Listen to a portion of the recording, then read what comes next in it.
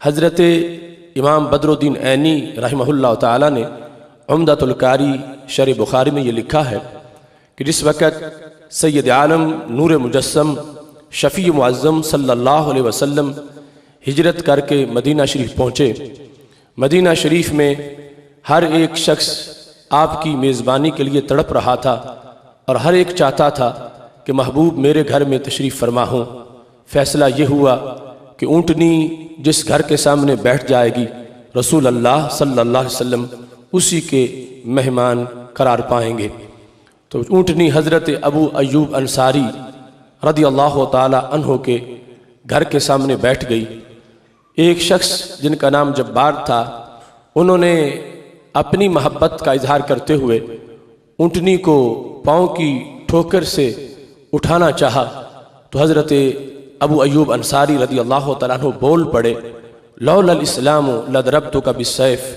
اگر درمیان میں اسلام رکاوٹ نہ بنتا تو تمہاری اس حرکت پر میں تمہارا سر تن سے جدا کر دیتا۔ عن منزلی تنخسھا، کیا تم میرے گھر کے سامنے اس اونٹنی کو اٹھانا چاہتے ہو اور اپنی طرف لے جانا چاہتے ہو؟ اس پر بحث کرتے ہوئے کہ اونٹنی وہاں کیوں بیٹھی، اور بھی بڑے مکانات تھے۔ امام بدرالدین عینی رحمۃ اللہ علیہ نے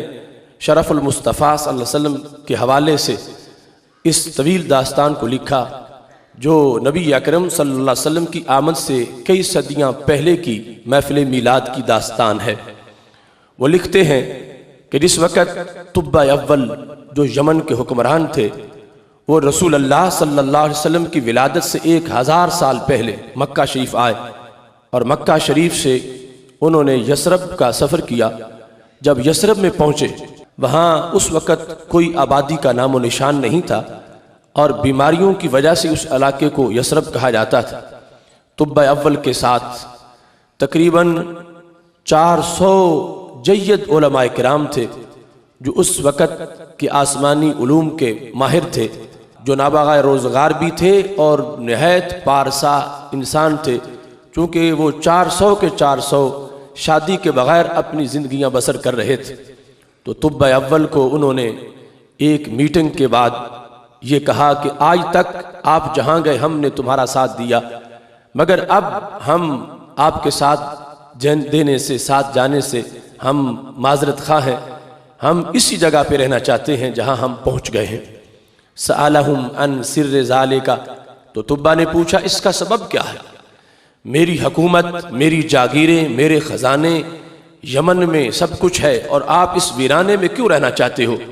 تو انہوں نے کہا ناجد فی کتبنا نبیا اسمہ محمد صلی اللہ علیہ وسلم حاذی دار مہاجرہ، ہم نے اپنی کتابوں میں ایک نبی صلی اللہ علیہ وسلم کا نام پایا ہے، ان کا اسم شریف محمد صلی اللہ علیہ وسلم ہے، ان کے بارے میں ہماری کتابوں میں لکھا ہے کہ وہ ہجرت کر کے اس جگہ آئیں گے۔ ہم نے اس جگہ کی ساری علامتیں دیکھ لی ہیں، تو اگرچہ ان کی ابھی جلوہ گری نہیں ہوئی مگر ہو جائے گی، ہم اس انتظار میں ہیں، ان کا میلاد ہوگا، ولادت ہوگی، دنیا میں تشریف لائیں گے تو پھر ہجرت کر کے یہاں بھی پہنچیں گے۔ تو اگرچہ بات بڑی لمبی ہے مگر انتظار میں بیٹھنے کی لذت بڑی ہے، ہم آج سے ہی ان کی آمد کا انتظار کرتے ہیں اور ہم اس جگہ موجود رہیں گے، لعل ان نلقاہ، شاید کہ ہماری ان سے ملاقات ہو جائے،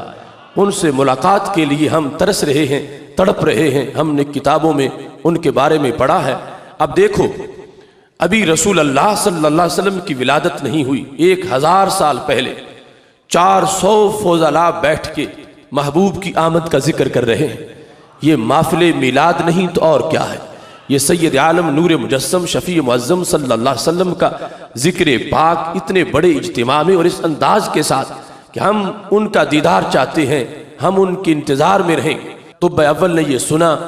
ایک تم ہی تو نہیں ہو محبت میں خستہ حال، اس راستے میں اور بھی آشفتہ سر ملے،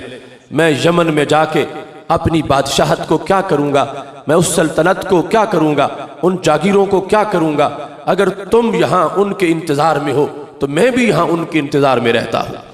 تو طبہ اول نے نبی اکرم نور مجسم شفیع معظم صلی اللہ علیہ وسلم کے انتظار میں وہاں رہنے کا ارادہ کر لیا۔ اب اس کے بعد وہاں انتظامات شروع کر دیے، بنا لکل واحد دارا، طب اول نے اپنے خزانے منگوا لیے اور کہا یہ جو 400 فضلاء ہیں جو حکیم ہیں اور فراست اور تدبر سے لبریز جن کی زبانیں ہیں، ان کے لیے یہاں گھر بنایا جائے۔ تو ہر ایک شخص کے لیے، ہر ایک عالم کے لیے طبا نے مدینہ شریف جہاں آج ہے اس جگہ پر ایک ایک گھر تعمیر کیا، اور یہ سارا بندوبست محفل میلاد کے لیے ہو رہا تھا۔ آج کوئی تھوڑا سا بندوبست کرے، لوگ بدعت اور شرک کے فتوے لگانا شروع کر دیتے ہیں۔ وہاں جب گھر بن رہے تھے، مزدور لگے ہوئے تھے، مستری اینٹیں لگا رہے تھے، تو تصور کیا تھا؟ تصور یہ تھا کہ محبوب علیہ السلام کی دنیا میں جلوہ گری ہوگی، وہ پھر یہاں تشریف لائیں گے۔ تو طبا نے صرف گھر ہی نہیں بنائے بلکہ گھر والیوں کا بھی اہتمام کیا۔ اس نے 400 خواتین اپنے پیسوں سے خریدیں اور ان لونڈیوں کو آزاد کر کے ہر عالم کے ساتھ ایک کی شادی کر دی۔ اس کے دل میں یہ تھا کہ یہاں آبادی ہونی چاہیے تاکہ جب وہ محبوب تشریف لائیں تو طلع البدر علینا پڑھنے والے بھی موجود ہوں، ان کا استقبال ہو رہا ہو، ان کے لیے یہاں رونق موجود ہو، تاکہ جب وہ تشریف لائیں تو قصیدے گونج رہے ہوں۔ تو طبا نے یہ کہا ہو سکتا ہے یہ جو آج محبت میں تڑپ رہے ہیں ان کی زندگیاں وفا نہ کریں، یہ دنیا سے چلے جائیں، اگر ان کی نسل نہ ہوگی تو محبوب آئیں گے۔ اس واسطے ان لوگوں نے اگر شادیاں کی ہیں تو میلاد رسول اللہ علیہ وسلم کے انتظار میں کی ہیں، اگر شادیاں کی ہیں تو استقبال محبوب علیہ السلام کے لیے کی ہیں کہ ہم نہ ہوئے ہماری نسلیں تو ہوں گی، ہمارے بیٹے پوتے پڑپوتے آگے جا کر کوئی تو موجود ہوگا جو اس وقت سواری کی نکیل پکڑے گا، جو محبوب کو اپنے گھر میں لے جائے گا۔ اس بنیاد پر آج تھوڑے سے اہتمام پر لوگوں کو بل جاتی ہے کہ اتنا کیوں اہتمام کیا جا رہا ہے۔ میرے نبی علیہ السلام کی ولادت تو ولادت رہی، ہجرت کے استقبال کے لیے اتنی تیاریاں ہو رہی تھیں۔ 400 فضلاء جو ہیں ان کی شادیاں ہوئی، آگے ان کی نسل شروع ہو گئی۔ اور طبا نے صرف یہی نہیں کیا، کاتبہ کتاباً، اس نے ایک خط لکھا اپنی طرف سے، ہو سکتا ہے میں فوت ہو جاؤں تو میرا خط میری گواہی دے۔ اس خط کے اندر جو اشعار تھے ان میں سے ایک شعر امام عینی نے اپنی کتاب عمدۃ القاری شرح بخاری میں لکھا ہے۔ وہ شعر کتنا خوبصورت ہے، شہدت علی احمد انہ رسول من اللہ بارئ النسام، میں یہ گواہی دیتا ہوں حضرت احمد علیہ السلام پر کہ وہ اللہ کے رسول ہیں، وہ اللہ جو روحوں کو پیدا کرنے والا ہے۔ شہدت علی احمد انہ رسول من اللہ بارئ النسام، انہیں خود اپنی نبوت کا کیوں نہ پتا ہو، جن کے پہلے 1000 سال تڑپنے والے غلاموں کو بھی ان کی نبوت کا پتا ہے، اور ساتھ یہ گواہی دے رہے ہیں کہ میں گواہی دیتا ہوں تاکہ جب قیامت کے دن لوگ اشہادو کہہ کے ان کی رسالت بیان کریں، اگرچہ میں نے زمانہ نہیں پایا ہوگا مگر میرا خط گواہی دے گا کہ میں پہلے ہی ان کے دیوانوں میں اپنا نام لکھوا چکا ہوں۔ انہوں نے طبا نے خط لکھا، اور خط لکھنے کے بعد ان 400 علماء میں سے جو سب سے بڑے عالم تھے، جو ان کے رئیس تھے، جو ان کے سردار تھے، وہ خط ان کو دے دیا۔ اور خط دینے کے بعد صرف یہی نہیں کیا، خط پہ مور بھی لگائی۔ اور محبت کے اپنے اپنے انداز ہوتے ہیں، مور لگانے کا رواج تو اس وقت تھا،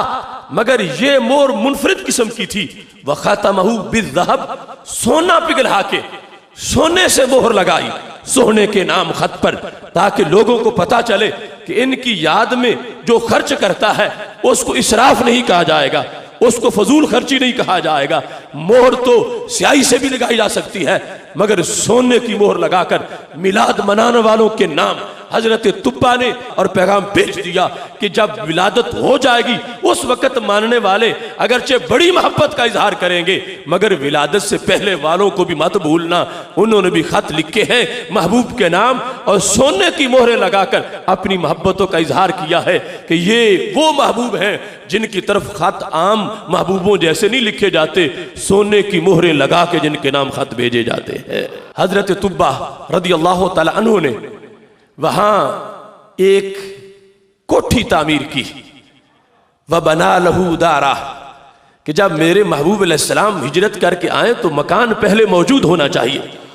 اور یہ دوسری احادیث میں ذکر ہے کہ وہ مکان 2 منزلہ تھا، حالانکہ اس وقت عرب کے رواج میں ابھی ولادت سے 1000 سال پہلے بمشکل کسی کو کوئی کٹیا نصیب ہوتی تھی یا ایک منزلہ مکان ہوتا تھا، لیکن اس بادشاہ نے جو ہمارے نبی علیہ السلام کے لیے مکان تیار کیا وہ 2 منزلہ مکان تھا، اور وہ مکان آگے پشت در پشت منتقل ہوتا چلا گیا، اور جب نبی علیہ السلام ہجرت کر کے پہنچے مدینہ شریف تو اس وقت وہ مکان حضرت ابو ایوب انصاری رضی اللہ تعالیٰ عنہ کے پاس موجود تھا۔ تو پتہ چلا، امام عینی کہنے لگے اونٹنی بلا وجہ نہیں بیٹھی، اونٹنی کے پیچھے پورا فلسفہ ہے۔ اور امام عینی کا یہ جملہ آج کے لوگوں کو دعوت فکر دے رہا ہے جو میرے نبی علیہ السلام کے علم کو ناپنے تولنے کی کوشش کرتے ہیں، وہ جانور محبوب کی اونٹنی کے علم کو تو دیکھ لے۔ تو سرکار نے لوگوں کا دل بھی رکھا کہ میں خود فیصلہ نہیں کرتا، لیکن جس نے 1000 سال پہلے محبت کا اظہار کیا تھا یقیناً وہ زیادہ مستحق ہے کہ میں اس مکان میں آج اپنے آپ کو لے جاؤں۔ اور یہ بات منتقل ہو گئی اونٹنی کے دل میں، سارے تڑپ رہے ہیں کہ محبوب کی اونٹنی ہمارے گھر کے سامنے بیٹھ جائے، مگر اونٹنی وہاں بیٹھی جہاں اس کو بٹھانے والے نے بٹھا دیا تھا۔ سید عالم نور مجسم شفیع معظم صلی اللہ علیہ وسلم کی آمد کے لیے کتنے اہتمام ہوئے، کتنے بندوبست ہوئے کہ بادشاہ نے وہ مکان بھی پہلے بنا دیا، خط بھی بھیج دیا تاکہ محبوب علیہ السلام کی جلوہ گری ہو تو میری گواہی محبوب کے سامنے پیش کر دی جائے۔ کہ حضرت طبا نے گھر بھی بنا دیا اور خط بھی لکھ دیا۔ اب جس وقت اونٹنی بیٹھ گئی محبوب علیہ السلام کے اس گھر کے سامنے جو حضرت طبا نے تعمیر کیا تھا، اب جس کے پاس خط تھا وہ شخص بھی جس کے پاس خط آگے نسل در نسل پہنچا تھا، چونکہ جس بڑے عالم کو خط دیا تھا وہ فوت ہو گئے، ان کے بیٹے فوت ہو گئے، پوتے فوت ہو گئے، پڑپوتے فوت ہو گئے، اور خط آگے منتقل ہوتا رہا۔ اب جب محبوب علیہ السلام تشریف فرما ہو گئے تو وہ شخص جس کے پاس اس وقت خط تھا حضرت طبا کا، تو محبوب علیہ السلام کے سامنے وہ شخص آیا، نام اس کا ابو لیلہ تھا۔ جب وہ ابو لیلہ میرے نبی علیہ السلام کے سامنے ہوئے، ابھی ابو لیلہ کی سرکار سے پہلے ملاقات نہیں ہوئی، ابو لیلہ کو یہ پتہ نہیں ہے کہ وہ کون ہے نبی حضرت محمد مصطفیٰ صلی اللہ علیہ وسلم کہ جن کے شوق میں آج گلی کوچوں میں دھوم مچی ہوئی ہے۔ وہ سامنے ہوا، فلما راہو، جب ہمارے نبی علیہ السلام نے اسے دیکھا تو فوراً فرمایا انت ابو لیلہ ومعک کتاب طبا، بولا تم ابو لیلہ ہو اور تمہاری جیب میں میرا خط موجود ہے۔ حضرت ابو لیلہ حیران رہ گئے کہ ابھی میں نے نہ اپنا تعارف کروایا ہے نہ میں ان کو جانتا ہوں، یہ شخص مجھے دیکھتے ہی اتنا علم ہے، اتنے ان کے پاس دور سے دیکھنے والی آنکھیں ہیں، چلو کسی کے نام کا پتہ ہو مگر دیکھا نہ ہو کہ فلاں کا یہ نام ہے، تو نام سے بھی بندے کا پتہ نہیں چلتا جب تک کہ کوئی نہ بتائے کہ فلاں نام والا آ گیا ہے۔ انہیں میرا نام بھی پتہ ہے اور انہیں پتہ ہے کہ جس کا یہ نام ہے وہ یہ انسان ہے، انہیں میری جیب کا بھی پتہ ہے، جیب میں جو خط ہے اس کا بھی پتہ ہے، اور خط میں جو لکھا ہے اشہد علی احمد انہ رسول من اللہ بار نسامی، جو حضرت طبا کی طرف عہد محبت ہے اس کا بھی ان کو پتہ ہے۔ تو ابو لیلہ نے پوچھا من انتا، تم بتاؤ تم کون ہو، تعارف کیا ہے؟ فرما آنا محمد صلی اللہ علیہ وسلم، میں حضرت محمد مصطفیٰ علیہ السلام ہوں، ہاتھ الکتاب، فرما تم میرا خط بہر نکالو۔ تو خط جب پیش کیا گیا تو اس میں وہی شعر لکھا ہوا ہے اشہد علی احمد انہ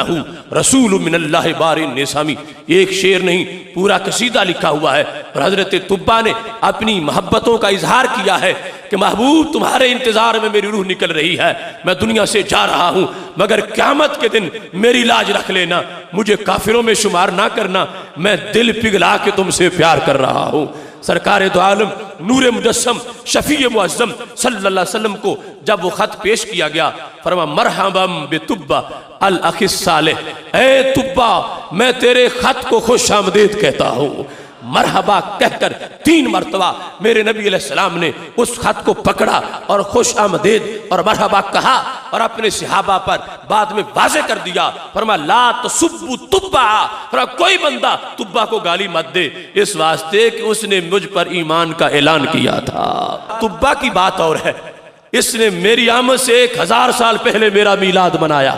اس نے اتنا اہتمام کیا، اس شخص نے اس انداز میں اس چیز کو واضح کیا۔ اس بنیاد پر سید عالم نور مجسم شفیع معظم صلی اللہ علیہ وسلم باخبر ہیں کہ کون میری محبت میں کھل کے پھول بنا ہے اور کون جو ہے وہ راکھ ہو چکا ہے بغض میں۔ وہ جانتے ہیں کہ کون میری آمد پر خوش ہے اور کون گھروں کو سجا کے بیٹھا ہے اور کس کی ہاں صف ماتم ہے۔ یہ جو پہلے کے احوال ہیں، ابھی ولادت نہیں ہوئی تھی، اس وقت کی محفل میلاد اتنی بڑی ہے اور اہتمام اتنا بڑا ہے۔ آج ہم 400 دیگ پکائیں تو یہ بہت اظہار محبت ہوگا، مگر طبا نے تو 400 گھر بنائے، 400 گھر آباد کیے، اس لیے کہ یہ وہ جگہ ہے جہاں میرے محبوب ہجرت کر کے جلوہ گر ہونے والے ہیں۔